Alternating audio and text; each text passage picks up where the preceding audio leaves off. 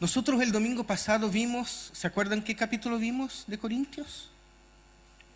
Vimos el capítulo 8. El capítulo 8 en que Pablo hablaba que habían algunos hermanos en Corinto que se consideraban superiores a otros, ¿verdad? Superiores en conocimiento, porque ellos no veían ningún problema en comer carne que había sido sacrificada a los ídolos, ¿no es cierto? Porque ellos reconocían el señorío de Jesús en sus vidas. Entonces, como ya entendían que los ídolos no eran nada en realidad, no significaban nada, no tenían problema en comer parte del animal que había sido sacrificado en el templo. Pero Pablo dice, bueno, hay otros hermanos que sí tienen serios problemas de conciencia frente a este tema. Y nosotros entonces aprendimos sobre el cuidado. ¿Se acuerdan? La palabra cuidado, el cuidado que debemos tener con los demás, aunque nosotros tengamos la libertad de hacer muchas cosas. Y en cierta forma, Pablo, aquí en el capítulo 9 que vamos a ver hoy día, sigue hablando de libertad, poniendo como ejemplo su propia libertad. Entonces, probablemente, este sea uno de estos pasajes, fíjense, en que la división en capítulos y versículos no nos ayuda mucho, porque cuando pasamos de un capítulo a otro, tenemos la impresión que cambia el tema. Aquí vamos a hablar de otra cosa, si no esto de acá estaría en el capítulo 8, ¿verdad? Pero este es uno de estos pasajes en que puede parecer que el escritor ha cambiado de tema, pero si nosotros leemos, empezamos a leer el 9, desde los últimos versos del capítulo 8, nosotros nos damos cuenta que el tema sigue siendo el mismo para Pablo. Él sigue hablando de la libertad. El capítulo 9 empieza con el apóstol siendo cuestionado por algunos hermanos de Corinto, y frente a eso entonces él defiende su apostolado, afirmando que los corintios no tienen por qué dudar de su rol, de su papel de apóstol. Pablo dice, ustedes mismos son producto de mi servicio, de mi apostolado, ustedes mismos son producto de la labor que yo he hecho en la iglesia en esta ciudad. ¿Y por qué estos hermanos acusan a Pablo de no ser libre? Bueno, principalmente porque él no quiso depender económicamente de la comunidad como sí hacían otros apóstoles. Y Pablo entonces argumenta que estos hermanos están equivocados en su lógica y pasa a ilustrar, a explicar cómo él en su vida ha renunciado a sus propios derechos y a su libertad, pero lo ha hecho por el bien de otros. Y Pablo entonces establece algunos principios respecto al uso de la libertad. Pablo cuenta que renuncia a sus derechos de asalariado porque prefiere vivir en una pobreza relativa o prefiere depender de su trabajo, porque según él eso le permite llevar el mensaje de Dios de manera más adecuada, de manera como a él le parece. Pablo se siente cómodo no dependiendo económicamente de la iglesia de Corinto.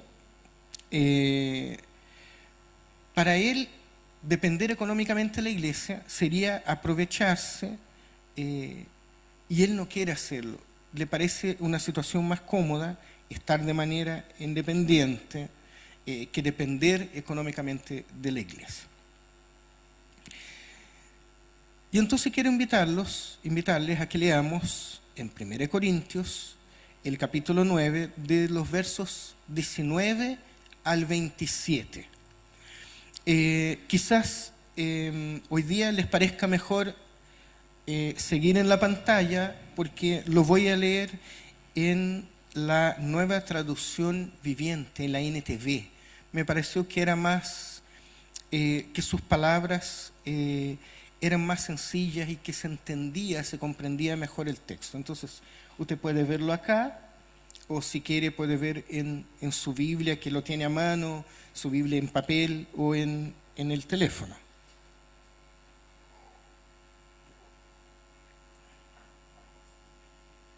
Dice así.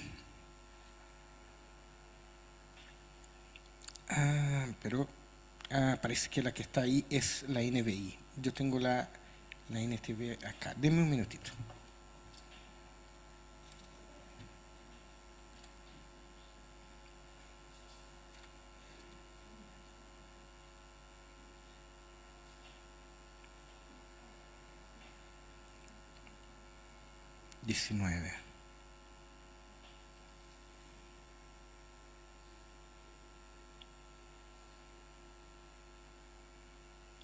No, está bien, esa es la NTV. Vamos a leer de allá entonces, yo tengo la NBI acá. Dice así: a pesar de que soy un hombre libre y sin amo, me he hecho esclavo de todos para llevar a muchos a Cristo. Cuando estaba con los judíos, vivía como un judío para llevar a los judíos a Cristo. Cuando estaba con los que siguen la ley judía, yo también vivía bajo esa ley. A pesar de que no estoy sujeto a la ley, me sujetaba a ella para poder llevar a Cristo a los que están bajo la ley.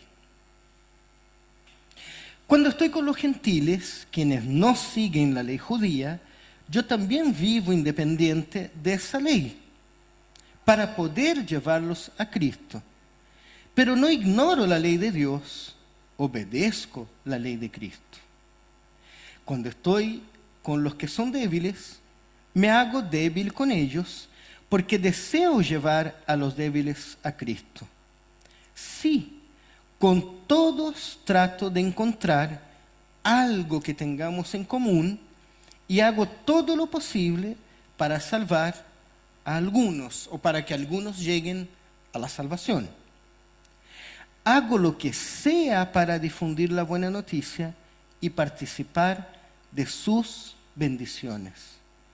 ¿No se dan cuenta que en una carrera todos corren, pero solo una persona se lleva el premio? Así que corren para ganar. Todos los atletas se entrenan con disciplina. Lo hacen para ganar un premio que se desvanecerá, pero nosotros lo hacemos por un premio eterno. Por eso yo corro cada paso con propósito. No solo doy golpes al aire. Disciplino mi cuerpo como lo hace un atleta, lo entreno para que lo haga lo que debe hacer. De lo contrario, temo que, después de predicarle a otros, yo mismo quede descalificado. Entonces,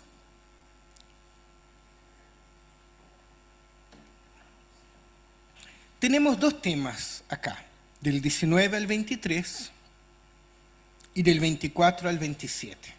Del 19 al 23, Pablo explica de alguna forma cómo él busca adaptarse o busca vivir la vida de bien con todos, relacionándose con todos para poder ganar a todos. Y del 24 al 27 está esta analogía deportiva, ¿no? Esta analogía olímpica, ¿verdad? Es muy hermoso el planteamiento de Pablo frente a lo que nosotros llamamos libertad. Fíjense en algo. Pablo no se siente libre para hacer lo que quiera de su vida. La libertad en Cristo no es para Pablo una carta, ¿cómo se dice? Una carta en blanco, ¿verdad? No es una carta en blanco que él use para justificar que él puede vivir de cualquier manera. No, pues. No es, tengo libertad en Cristo, entonces puedo hacer lo que se me antoje. porque total tengo libertad en Cristo. ¿Quién me va a decir algo? Hago lo que quiera porque tengo a Cristo y Cristo dice que me da libertad. Es todo lo contrario a lo que dice Pablo. Pablo dice, uso la libertad que tengo en Cristo para Cristo, para su reino.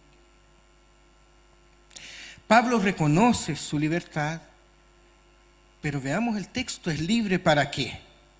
Es libre para hacer todo para todos. Es como si Pablo dijera, sí, yo soy libre para servir a todos ustedes. Para eso es mi libertad. No es para que yo pase por encima de ustedes.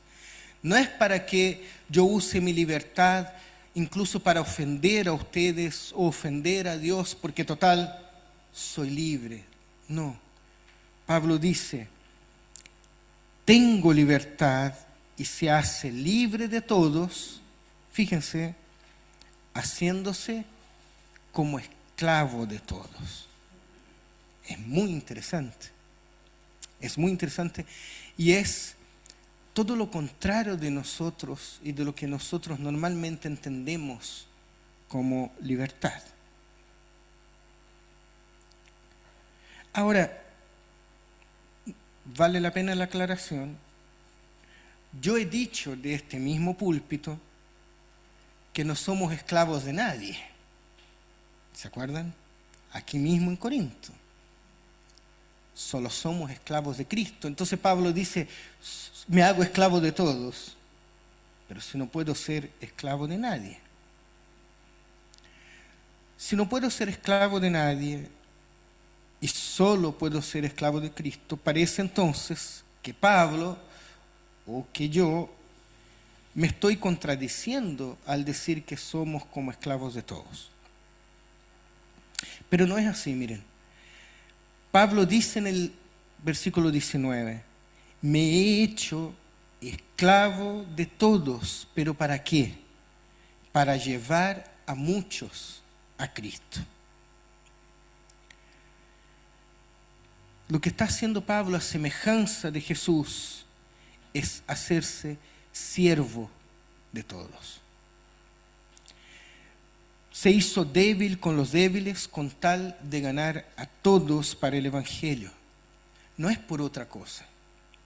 Entonces, no es una esclavitud en que él se somete a los demás, sino que es una esclavitud en el sentido de que él está dispuesto con su vida a servir a los demás. Él les demuestra a los fuertes que el Evangelio, antes de cualquier cosa, es el servicio gratuito y desinteresado, sin ostentación de derechos o privilegios. Dice el 23, hago lo que sea para difundir la buena noticia y participar de sus bendiciones.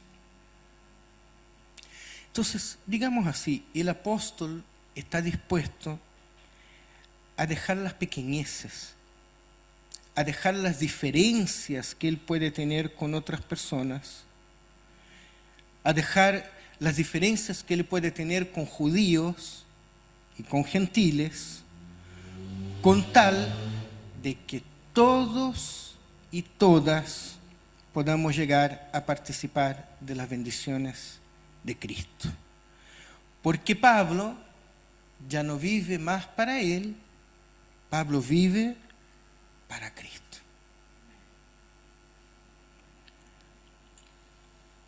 Y esa, hermanos y hermanas, es la clave en la vida de Pablo y sigue siendo la clave para nuestras vidas hoy también. Entonces, muchas veces tenemos que restarnos para que los otros aparezcan.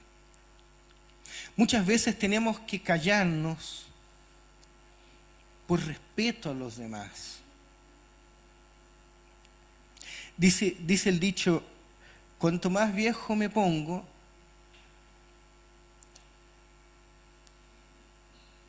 menos peleas tengo, o sea, peleo por cosas, tengo más convicciones, pero peleo por menos cosas.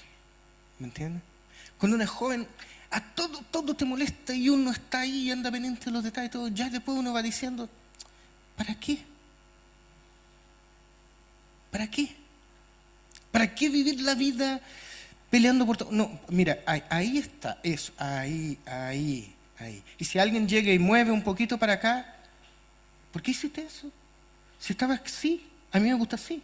Y esta es mi casa. Y Y uno dice, ya, pero ¿en qué cambió la vida? Bueno, tengo acá la Biblia en el púlpito que ustedes no alcanzan a ver. ¿En qué cambió la vida si el vaso está un poquito así o un poquito acá? No cambia la vida de nadie. Entonces, peleamos por menos cosas. Bueno, las cosas que realmente tenemos convicción, hay que pelearlas hasta el final, de verdad. Pero pareciera que son menos cosas con el tiempo. Y las cosas pequeñas uno las va dejando, porque es mejor servir a los demás. Es mejor entregarse a los demás. Es mejor vivir de bien con los demás. ¿Se fijan? Entonces, ¿estamos dispuestos a poner nuestros propios intereses a un lado en favor de los demás?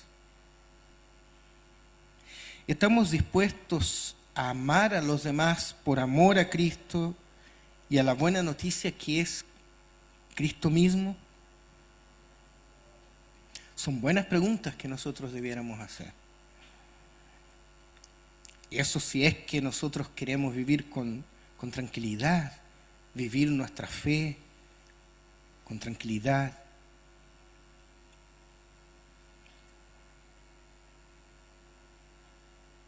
Una veces dice, o lo piensa, o lo ora al Señor.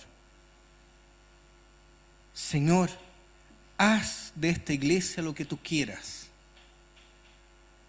¿Verdad? ¿Estamos dispuestos nosotros a cambiar algunas de nuestras actitudes para que el Señor pueda hacer de la iglesia lo que Él quiera? Entonces, en ese sentido, Pablo es un muy buen ejemplo. Y nuestro Señor, con más razón. Cristo dejó todo.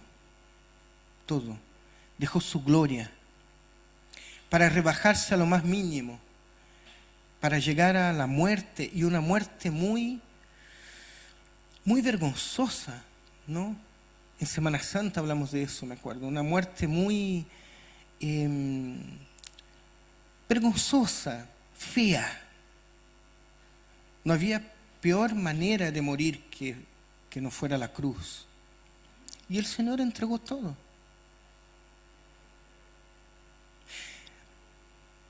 Dios tiene ese carácter.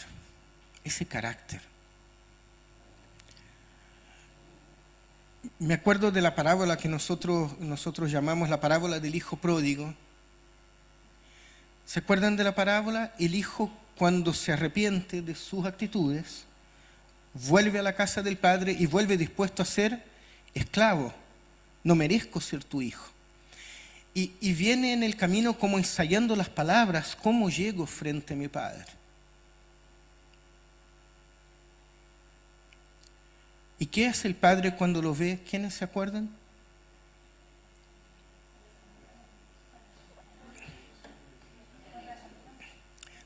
Corre a su encuentro. Corre a su encuentro. No usaban pantalones como hoy día, ¿no es cierto? Y él era un hombre dueño de tierras, dueño de esclavos, de muchos animales. Un hombre respetado. Pero cuando él ve a lo lejos que viene el hijo, a mí me gusta pensar esto. que él ve al hijo y se levanta la túnica y sale corriendo por el camino sin importarle nada. No queda ahí en el portón esperando que llegue el hijo. Hola, po. Papá, a ver, ¿qué tienes para decirme? ¿Qué te pasó? De hecho, ¿qué haces aquí? Si tú te fuiste, tú me pediste tu parte de la herencia, yo te la di, de la herencia, yo te la di. ¿Qué haces aquí de vuelta? No.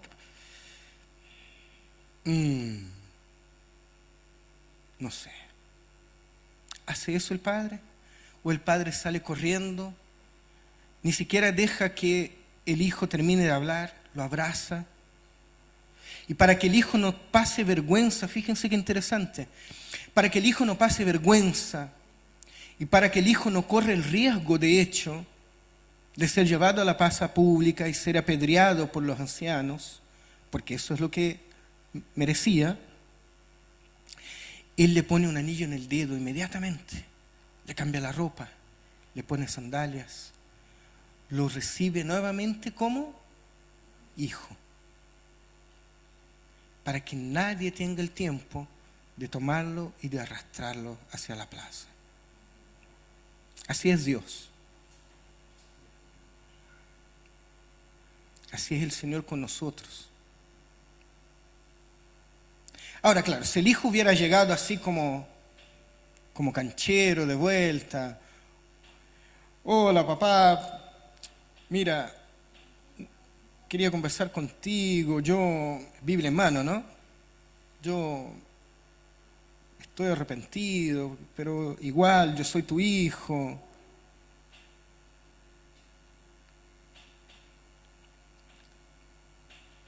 No llegó así. Llegó humillado, llegó arrepentido. ¿Y el padre qué hizo? No me digas nada.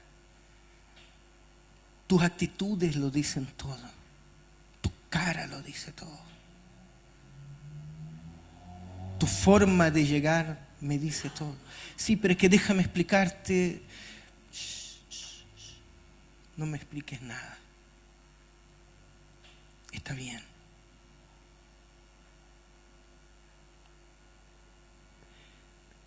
Demuestras tu arrepentimiento con todo lo que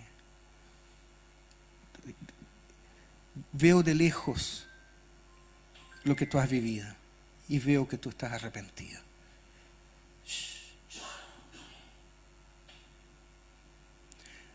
Entonces,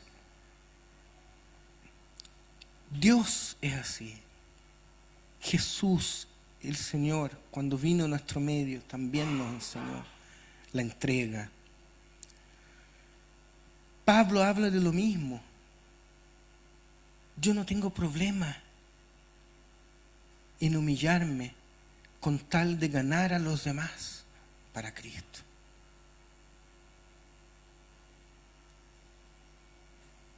Y nosotros hay que pensarlo. Y después está esa segunda parte, ¿no? Ya para el final del capítulo, a partir del verso 24. A partir de aquí el apóstol como que sí cambia de tema y hace una analogía, anoté yo así, una analogía deportiva. La imagen de la carrera tiene una larga tradición en la filosofía griega. Pablo no está inventando nada. Los deportes eran parte de la sociedad de la época. De hecho, los estudiosos dicen que en Corinto, en la ciudad de Corinto, habían juegos cada 2 años, como Juegos Olímpicos, digamos, cada 2 años. Así que hace mucho sentido que Pablo hable de deportes, porque el lector primario, el lector de la carta, conocía esa realidad, porque los juegos eran parte de su vida.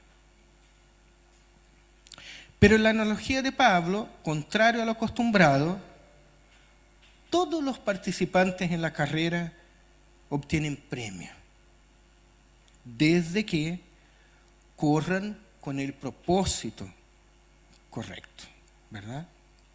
Y para eso era necesario una palabrita que a nosotros no nos gusta mucho: disciplina. Disciplina. Porque si bien nosotros vivimos por gracia, y de hecho vivimos bajo la gracia de Dios, eso, queridos y queridas, no significa de ninguna manera que nosotros podemos vivir nuestra vida de manera desprolija, de manera irresponsable, sin compromisos, con nada. Nuevamente, porque tengo libertad. Disciplina. La disciplina debe llevarnos a tener compromisos con Dios, con la iglesia, con el prójimo, con la vida.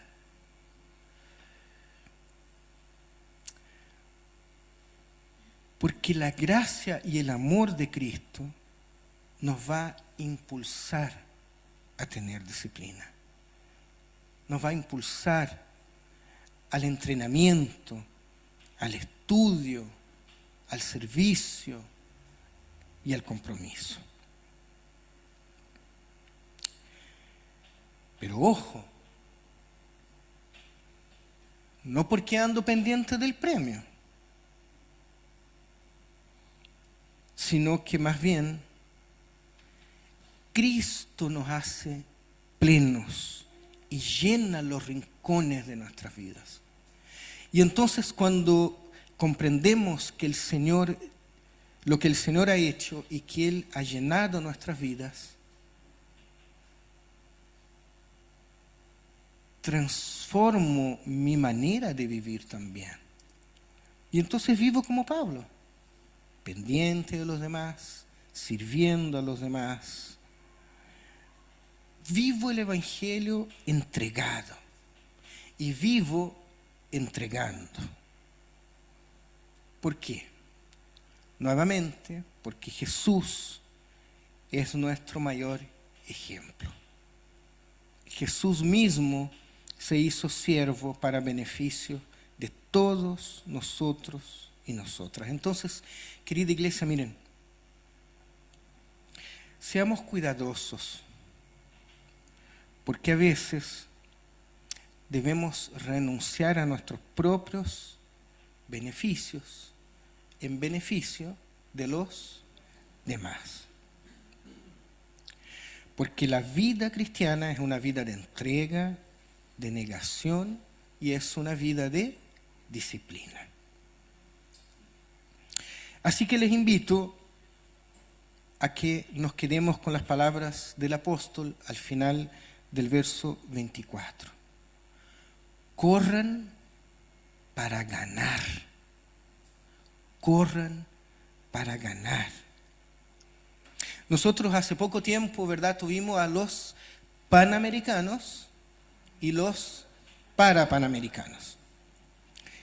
Y no sé si ustedes vieron en la tele o se tuvieron oportunidad de ir de manera presencial, pero ahí uno veía el esfuerzo que hacían los deportistas, ¿verdad?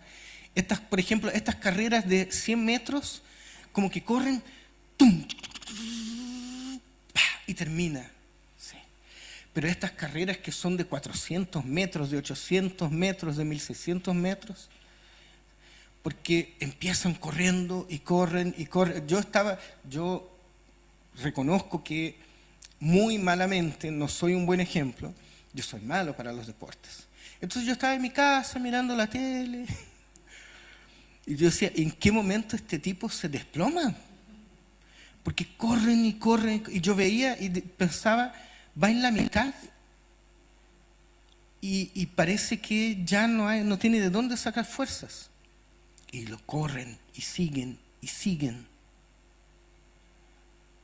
Y llegan a la meta. U otros deportes han visto estos lanzamientos de disco, que la mayoría de ellos al final como que les sale un grito, porque pareciera que concentran toda la fuerza y hacen así, y cuando lo tiran, ¡ah! Dio todo lo que tenía, entregó todo su ser en ese momento. ¿Y saben qué? Por ejemplo, estas cosas como lanzar el disco, lo hablo desde la más gran ignorancia como deportista, pero la prueba dura 3 segundos. Suena un timbre, ¡pep! Y él hace... y cae el disco allá, y es todo. Y ustedes ven para atrás, si viéramos para atrás, toda la preparación que hay, el sacrificio de levantarse temprano, de ir a entrenar, de entrenar su mente, de entrenar su cuerpo, la alimentación, todo, para agarrar un disco y lanzarlo en 2 segundos. Disciplina. Ellos dan todo lo que tienen los deportistas.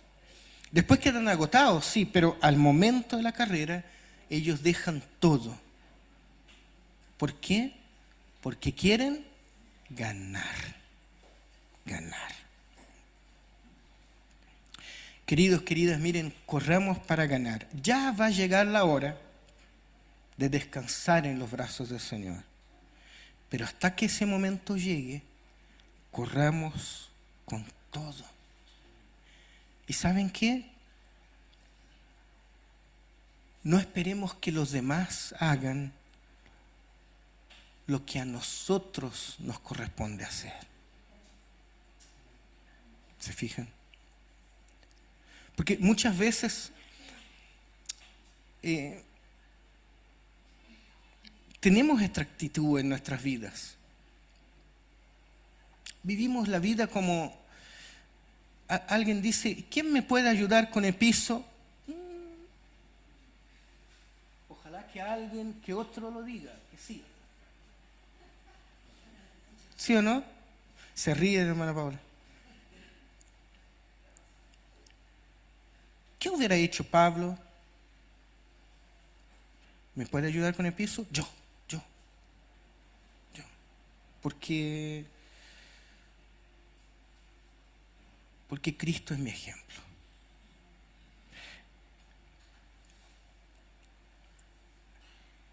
Ahora, y por último, y esto es lo más hermoso porque ustedes también pueden decir, pucha, el pastor está adelante hablando de disciplina, de correr, de llegar, de la meta, de la carrera, de ganar. Y yo todo lo que tengo en mi vida son problemas. Decir es fácil, pero correr la carrera con todas las situaciones que estoy pasando no es fácil.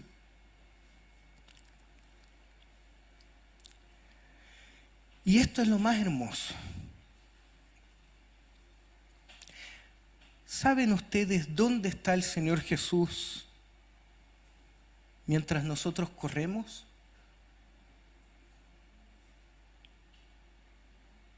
Está a nuestro lado. Está acompañándonos. Está aquí mismo, aquí, pegado a mí. Está con cada uno de ustedes, ahí, ahora, aquí, en la noche, en el día, en sus trabajos. Y está dándoles el aliento y la fuerza necesaria para correr la carrera. Porque Dios es Dios presente y está acompañándonos, queridos, queridas, en medio de nuestras carreras, en medio de nuestros dolores, en medio de nuestras penas y en medio de nuestras dificultades. Lo que quiero decir con eso es, tenga la intención de correr la carrera. Las fuerzas te las va a dar el Señor. Ten la disposición de servir a los demás. Y las fuerzas para eso te las va a dar el Señor. Ten la disposición de servir con tu tiempo. Ay, pero es que yo, pastor, si usted supiera, yo trabajo, yo estudio, yo tengo hijos, o tengo cosas que hacer, tengo mucho trabajo, vivo arriba de las micros. Es verdad.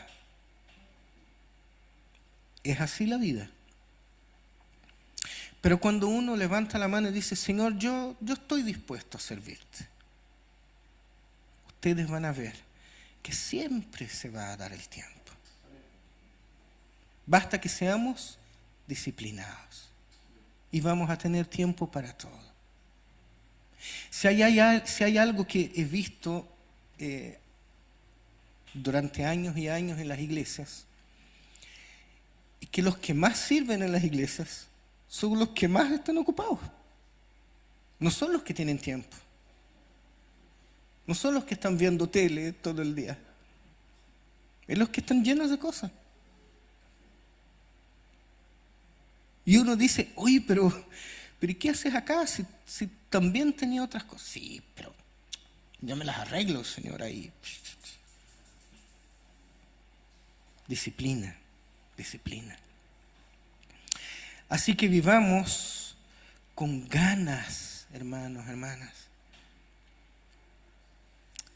Vivamos con devoción. Vivamos con pasión la vida. De tal manera que lleguemos a la meta, y cuando lleguemos a la meta, vamos a mirar para atrás y vamos a poder decir, bien, yo cumplí, yo corrí la buena carrera, yo hice mi parte, yo no esperé a los demás que hicieran mi parte. Si hay algo que tengo miedo en esta vida,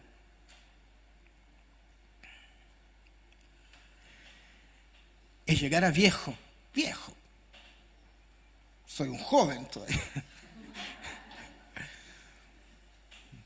Estoy más para viejo que para joven, pero tengo miedo de llegar a viejo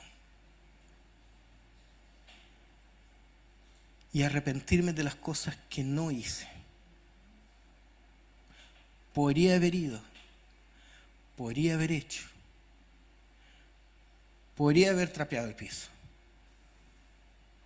podría haber llegado temprano,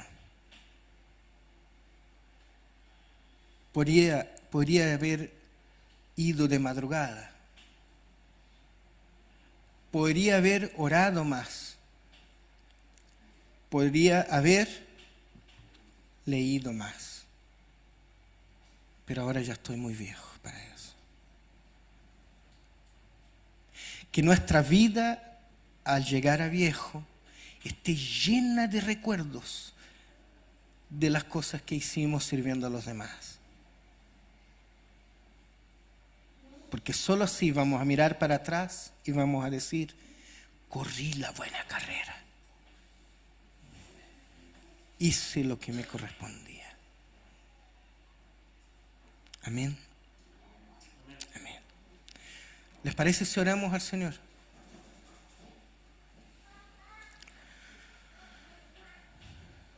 Señor Jesús, estamos aquí, Señor, en esta ya tarde de domingo,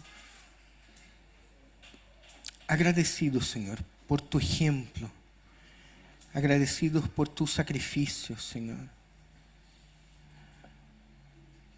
Llenos de gratitud, Señor, por lo que tú hiciste y por lo que tú estás haciendo, Señor.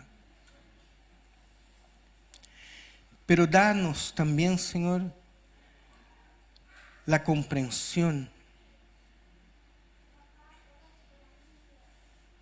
de cómo debemos servirte a ti y servir a los demás. Danos la comprensión, Señor, de lo que significa la palabra disciplina, Señor.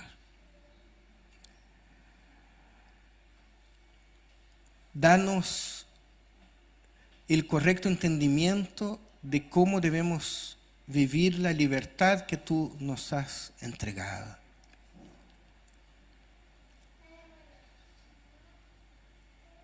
Haz de nosotros, Señor, como el padre de la parábola. Haznos correr a abrazar al pecador, a la pecadora,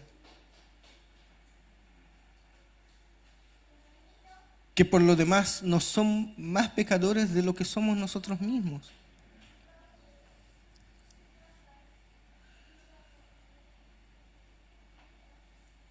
Danos la correcta comprensión, Señor, de tu palabra, no solo a nosotros como personas, sino que a esta iglesia también, Señor.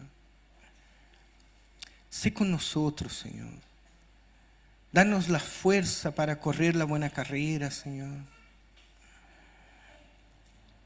Ayúdanos a ser disciplinados, a ser comprometidos, Señor. Ayúdanos a estar dispuestos, Señor, para ir un poquito más allá, Señor, un poquito más allá. Y bendícenos también, Señor. Bendícenos en este fin de año que está llegando, Señor.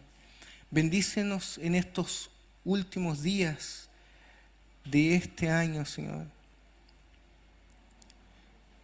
Y sé con nosotros, Señor, que sean días de alegría, días de tranquilidad, Señor, días de paz y días de reflexión también, Señor. Ayúdanos, Señor, por favor. Oramos a ti, Padre, en el nombre de Jesús. Amén, amén, amén.